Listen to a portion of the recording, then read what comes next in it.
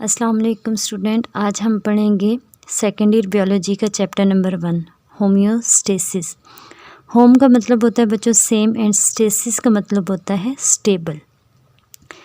अब अगर हम इसकी डेफिनेशन देखते हैं, डेफिनेशन क्या है इसकी, द मेंटेनेंस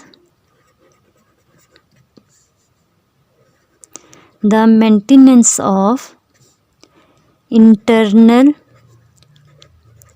इन्वायरमेंट, मैं शॉर्ट में लिखूंगी इन्वायरमेंट, फ्रॉम द harmful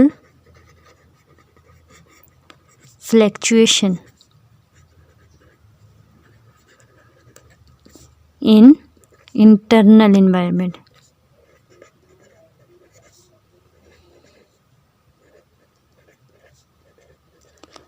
अब बच्चों इसको अगर हम सिंपल वर्ड में समझने की कोशिश करें, सिंपल अगर हम इसकी डेफिनेशन करें, इसका मतलब ये है कि बाहर का माहौल जैसा भी हो, बाहर का माहौल क्या हो, जैसा भी हो, हम अपनी इंटरनल एनवायरनमेंट को क्या करते हैं, मेंटेन रखते हैं। हम उसको क्या कहेंगे, ये क्या है, होम्योस्टेसिस। अब बच्चों अगर हम एनवायरनमेंट की सबसे पहले बात करें, एनवायरनमेंट क्या होता है, surrounding of an organism, surrounding of an organism, organism की जो सराउंडिंग होगी हम उसको क्या कहेंगे, ये क्या है, एनवायरनमेंट। अब बच्चों एनवायरनमेंट का आपको पता होना चाहिए, दो तरह के एनवायरनमेंट होते हैं, एक होता है internal and second is external. अब इंटरनल क्या होता है, आपको पता है ऑर्गेनिज्म किससे मिल के बने होते हैं, सेल से, सेल मिल के क्या बनाते हैं, टिश्यू,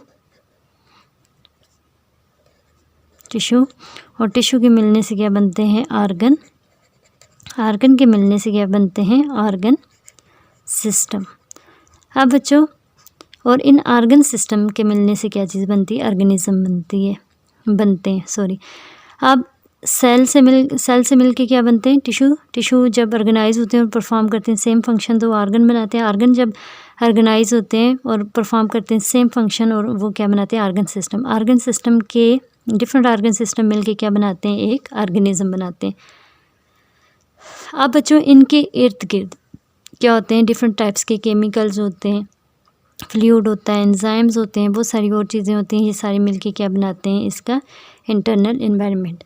अब एक्सटर्नल एनवायरनमेंट मीन कि आपके घर के बाहर अगर मीन के जो परिंदे हैं, पौधे हैं, हर तरह की जो चीज़ें हैं उसको हम क्या कहेंगे, ये क्या है, एक्सटर्नल एनवायरनमेंट। अब बच्चों होम्योस्टेसिस को हमारी बॉडी के अंदर मेंटेन करने के लिए कौन से ऐसे मैकेनिज़्म होते हैं या कौन से ऐसे मेथड होते हैं, उसके बारे में हम अब स्टडी करते हैं। अब मैकेनिज़्म ऑफ होम्योस्टेसिस की अगर हम बात करें,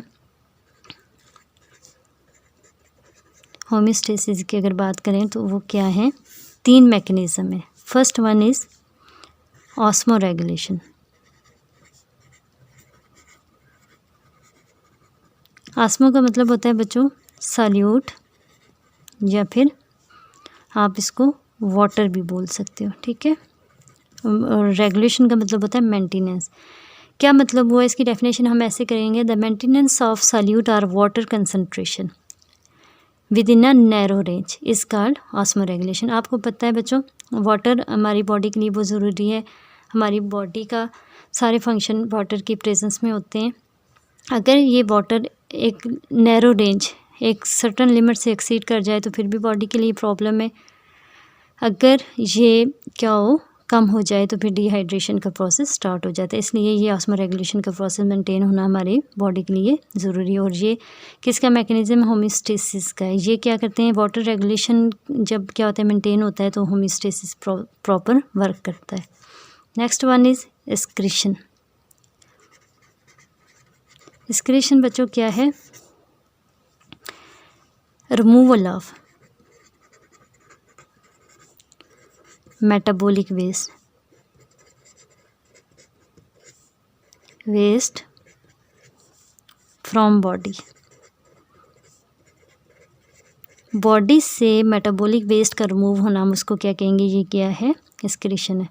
अब बच्चों ये मेटाबॉलिक वेस्ट आपको पता होना चाहिए क्या है। ये अगर ह्यूमन बॉडी की बात करें तो उसमें क्या है, यूरिया है। अब ये जो यूरिया है इसका बॉडी से एलिमिनेट होना ज़रूरी है। क्यों? क्योंकि ये क्या है, पॉइजनस सब्सटेंस है।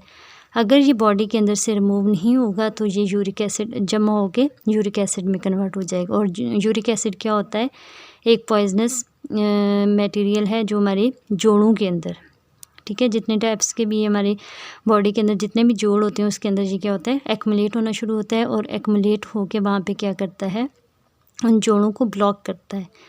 और इस वजह से यूरिन की सूरत में हमारी बॉडी से रिमूव होना इंतहाई ज़रूरी है। तो इसके बाद बच्चों थर्ड जो है वो क्या है, थर्मो रेगुलेशन। थर्मो का मतलब होता है हीट और रेगुलेशन मीन मेंटेनेंस। अब ये जो हमारी बॉडी का टेम्परेचर है ये भी एक नैरो रेंज के अंदर हमें इसको मेंटेन करना ज़रूरी है। That is 37। ऑप्टिमम टेम्परेचर जो हमारी बॉडी का है वो क्या है, 37। ये 36 और 38 के दरमियान इसको मेंटेन करना इंतहाई ज़रूरी है सेंटीग्रेड में। जबकि फ़ारेनहाइट में ये 96 से लेकर 97 फ़ारेनहाइट होता है, ठीक है।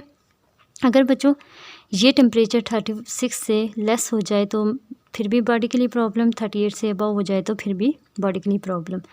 क्या प्रॉब्लम हो सकती है, मिसाल के तौर पर अगर बाहर का टेम्परेचर क्या है 45 सेंटीग्रेड एक्सटर्नल टेम्परेचर, तो वो हमारी बॉडी के ऊपर क्या करेगा, अफेक्ट करेगा।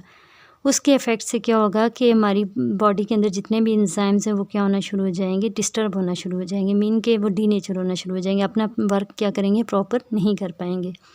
इसलिए कि टेम्परेचर, ये जो एक्सक्रीशन है और ये ऑस्मो रेगुलेशन का मेंटेनेंस हमारी बॉडी के लिए क्या है, प्रॉपर वर्क के लिए ज़रूरी है। अब इन चीज़ों को कंट्रोल कौन करता है, हमारी बॉडी के अंदर डिफरेंट टाइप्स के कंट्रोल सेंटर्स होते हैं जो हम क्या करेंगे नेक्स्ट लेक्चर में पढ़ेंगे। आज के लिए हमारा इतना ही टॉपिक है। ओके बच्चों।